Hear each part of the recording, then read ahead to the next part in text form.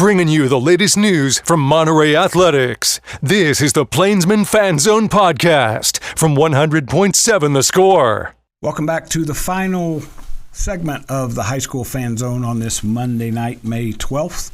We are going to talk Monterey sports. We've got a couple of state champions coming in, R.A. Johnson and Ambrosia Cole, coming in to talk about what they've been doing since that day in March.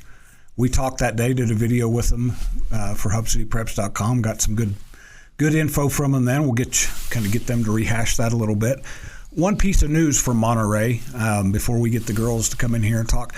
Football coach Judd Thrash will not be back. I'm not going to dive too deeply into the details. There's a lot of things going on, but it's been revealed that he will not be back to coach after 3 seasons.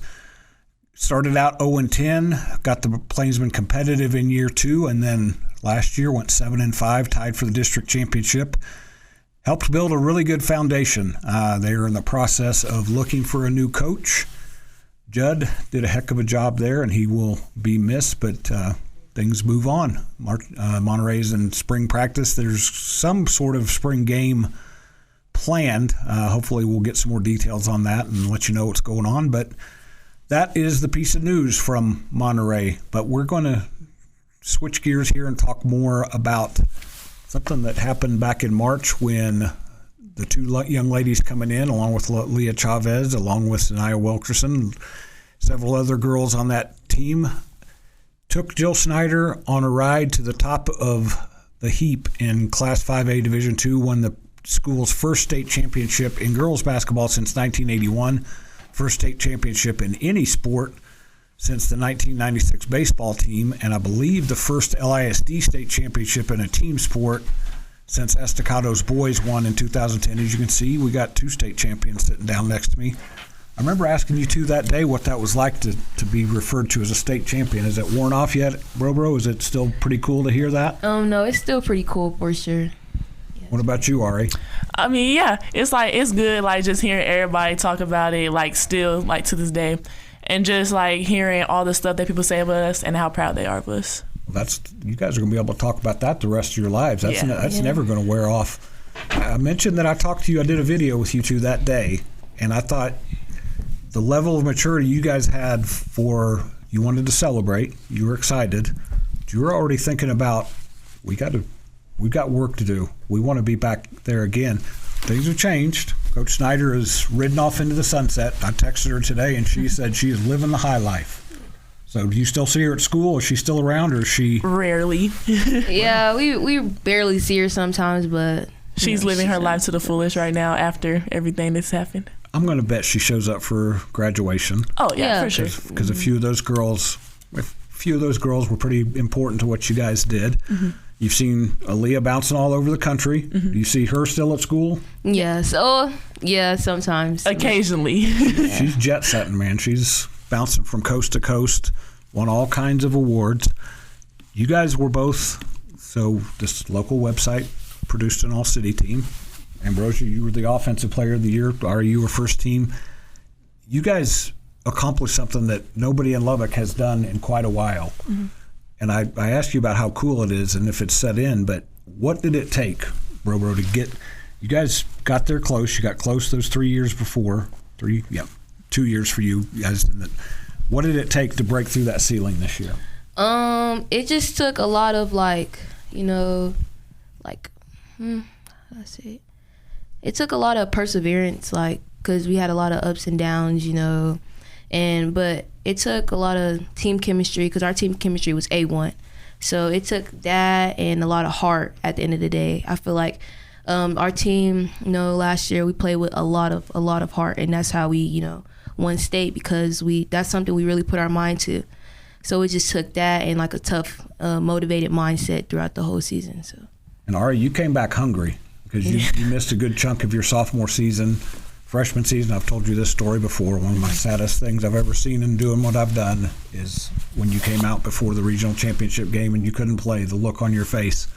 You had a lot of motivation coming into this year, and you've used that as fuel. Yeah, it just is knowing that I didn't get to get the full experience that I should have. It just gives me a lot of dedication. It makes me like more hungry to do the things that I couldn't have done my freshman and my sophomore year. And that just fuels me to like push myself and make sure that I'm doing the best that I can to help my team do what we need to do. And it works. We won state. And you guys, everybody on that wore a uniform on that day in San Antonio played a key part. Ari, I thought you dominated things early. Thank you. You changed the game. Liberty Hill didn't know what to do with you. Ambrosia, you were so fast that they couldn't figure out what to do with you. And I've said this before. Aaliyah is Aaliyah. You guys don't win a state championship without Aaliyah, but I don't know that you win it without everybody doing what you did the last 3 games of the playoffs in particular. How much more pride does that give you to know that it took the village? It didn't just take the best player in the country scoring a bunch of points. I mean, it was like, a cool experience, cool to see, because, there's some games where not everybody contributes, but it was just like amazing how everybody at the end, had a part of our win. And so I just know that made everybody feel a part of the team, everybody feel great. And, it was cool. You all got to put a piece of the puzzle in, because I'm trying to remember, it was the game in Abilene where you had the 2 steals right at the end. That was kind of that was the Ambrosia Cole moment. I mentioned Ari in that game. Zanaya it was Zanaya that got hurt, right? She got hurt against Frisco. Yeah, she got hurt against Frisco. But before that, her defense was incredible. Yeah. A lot of you girls are back, and we talked about it that day when we did that video. And it starts that day. I don't know if you guys are Nick Saban fans, but I watched him a couple of times after he won a national championship. You could see the wheels already turning in his head. I saw a little bit of that with you two. It was like, hey, this is really cool. Now what do we have to do? Coming up on a break, so I don't want you to jump into that yet, but start thinking about that. What do you have to do this off season? What do you have to do to get ready for next season so that next May 12th we can be sitting here talking again about a state championship? So start thinking about that. Lady Plainsman won the 5A Division II state championship. I think it was 65-36. Does that sound right? Something like that. You won by a lot. 2 games before them were the better games, I thought. We're going to come back and talk more Monterey girls basketball after the break on 100.7 The Score. I'm Randy Rosetta. We'll be right back. Diving headfirst into Monterey athletics. You're listening to the Plainsman Fan Zone on 100.7 The Score and the 100.7 The Score mobile app. Welcome back to the Plainsman Fan Zone. We're going to step out of the Plainsman Fan Zone for just a second. I'm going to run through the playoff stuff one more time before we get off the air. In the softball playoffs, Lubbock Cooper is in the regional championship round for the first time ever. They play Grapevine in a best-of-3 series, 6 p.m. Thursday, noon Friday, 30 minutes later for Game 3 if they need it. That's in Graham.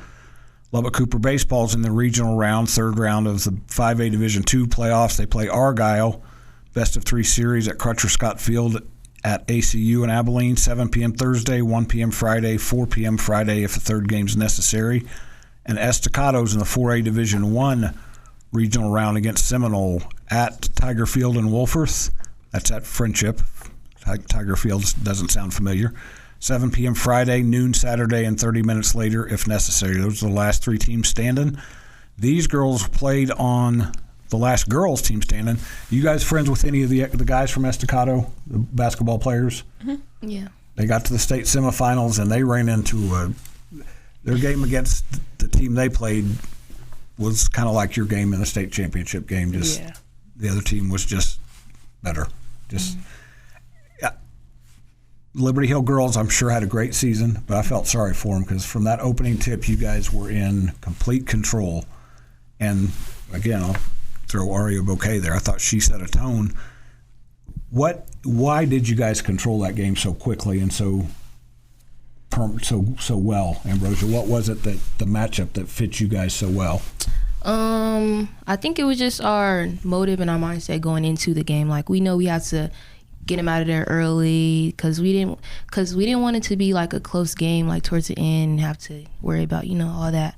So I would just say like us, like getting them out of there early and having a ready to go mindset really helped us. And Ari, they tried to come inside a few times. Yeah. You made life pretty uncomfortable for them. Yeah. Did you feel like you were kind of dominating things early? I wouldn't say I feel like I had my head like more focused on like the end of the game, like making sure that I got my part of the job done, so me and my team, so we could celebrate afterwards. I wasn't really worried about like what I was doing during the game. I was just like, you just have to play and do all the stuff that you need to do to finish and win the game. Yeah, I think it really helped you guys to be in the two games before that, how tight and down to the wire they were against Argyle and Frisco Memorial. Go back, though, from mid-December, or maybe early December, through playing in your district. How much did that help you, Robo, to play Amarillo High twice, to play Tascosa twice? How much did that kind of toughen you guys' skin?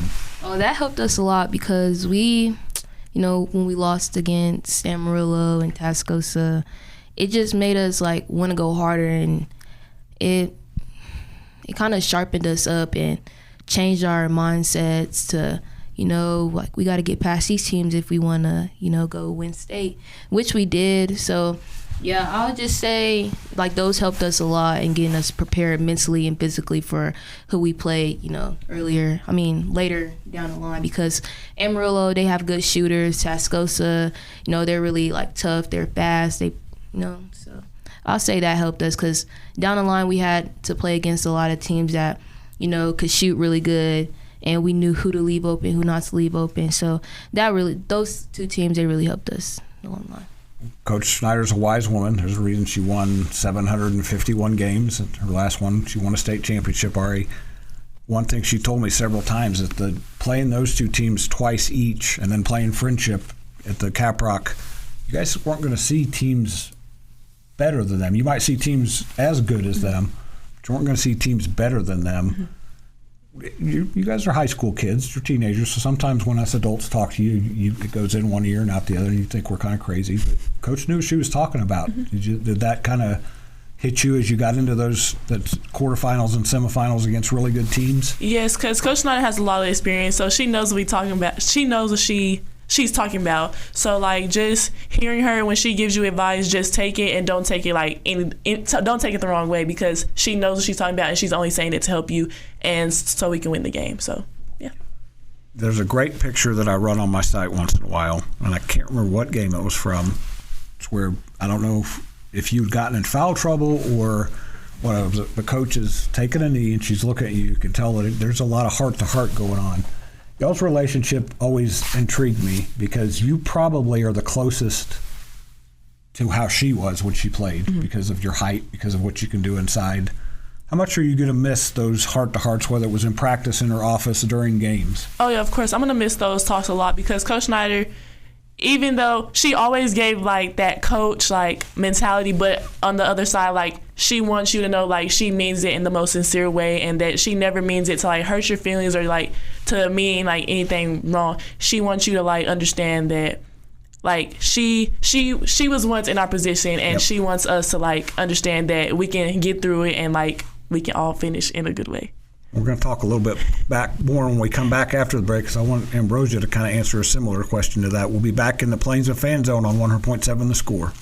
Your inside look into Monterey sports. This is the Plainsman Fan Zone on 100.7 The Score and the 100.7 The Score mobile app. Welcome back in. We got one more segment of the Plainsman Fan Zone on a Monday night. We're talking to two of the state champs from Monterey's girls basketball team that won the 5A Division II state championship. So, Ambrosia, a couple of times the last couple of years, Coach Schneider would tell me, sometimes I have to talk to Ambrosia because she's in her feelings. Yeah. So, she had that relationship with Ari. Coach Schneider's a wise woman. I've said that a couple of times. She had her own daughters, coached her own daughters, which I think that would be the hardest thing in the world. I've got two daughters and I love them. Mm-hmm. They won't listen to me. I can't imagine they'd listen to me if I tried to coach them. Yeah. Why was Coach Schneider the Ambrosia whisperer? What did she tell you to get you on track when you slipped off a little bit? She would just remind me how good of a player I am and how much of a better player I'd be if I wouldn't let little things get to me. And like she would just remind me of that a lot, and that really motivated me because it just told me that she believed in me and believed in my abilities, and just reminded me how much of a better player I could be if I didn't get in my feelings. So that really always meant a lot to me because it just showed how much she cared and how how much she saw potential in me to go and do what I did. So you always hear people say that baseball and softball are games of failure because you're going to get out a lot. To me, basketball is too, because you miss a lot of shots. Probably you don't miss as many shots as I would, or I'm going to bring up a bad memory, so brace yourself. Okay. You missed those free throws against Lubbock Cooper your freshman year. Yeah. I don't think I've seen you miss free throws in a big situation since then. But I'm sure you've missed a free throw or two. But in the playoffs, I kept thinking, okay, Ambrosia's going to the line. She's going to make it's like, I'm writing it down already. I'm thinking she's going to make these free throws. So you had a rough time. Yes. How much coach can help you to talk you through that, but you have to kind of live that a little bit too. Yeah, so after that whole situation, I was just, of course I was down on myself because it's like, dang, like they're free throws. But I feel like after that, I worked on them. And then since then, I just learned to, lock in on the moment. And I still remember that moment, like, vividly. And it helps me, it motivates me to, like, don't miss them again. So you don't feel like that. And because that's not a good way to feel. You feel like it cost your whole team the game. So, yeah, that moment actually really helped me to this day to, lock in and just make them. And you told me once, it was, again, after the game in Abilene, I think she not only had the steals, but she hit 2 late free throws. And I remember talking to you afterwards, and you kind of shrugged and said, yeah, when Ambrosia was going to the line, I knew it was over. I have faith in her. Like, I know if we put Bro at the line, she's going to make them because she works on them and she puts in the constant effort to know, like, Bro's a hard worker, so anytime Bro says she's gonna do something, she's gonna do it. Like if she says she's gonna make these free throws, she's gonna make the free throws. That's just the type of person she is. So I've always had that faith in her to know, like, oh yeah, I ain't gotta worry about it. Bro's gonna make them. So one thing both of you are gonna have to adjust to is probably being more vocal leaders, verbal leaders going into next year, because we just talked about it. It's you two, Zanaya Wilkerson and Aaliyah Luna. So there's only 4 girls back. That got those medals placed around their necks down there in San Antonio, which is 4 really good players and a very good core group. But you're going to have a lot of young players. And you guys both played varsity as freshmen, so you can be very talented.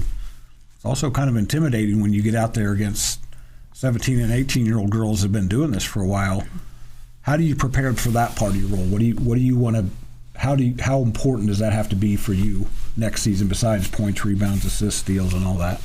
I would just say giving, like, my younger teammates constant reassurance. Like, you can do this. Like, it may be hard in the beginning, but as time goes on, it's going to get better, because it did for me and Bro. So I would just tell them, like, put in the effort, put in the hours, and you'll get some results.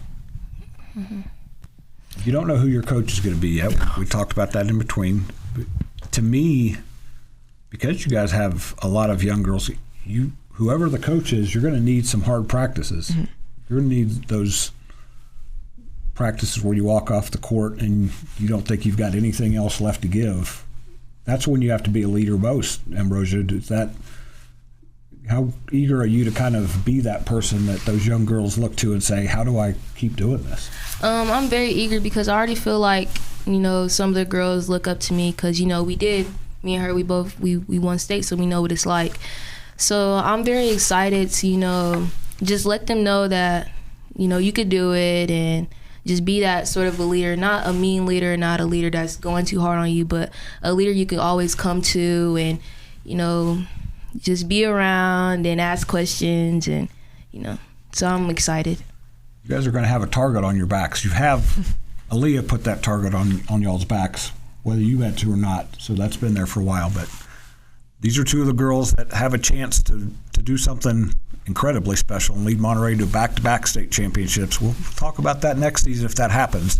That's going to wrap us up for tonight in the Plainsman Fan Zone. We'll be back Wednesday with Friendship, Lubbock, Cooper, and Liberty. I'm Randy Rosetta. This is 100.7 The Score.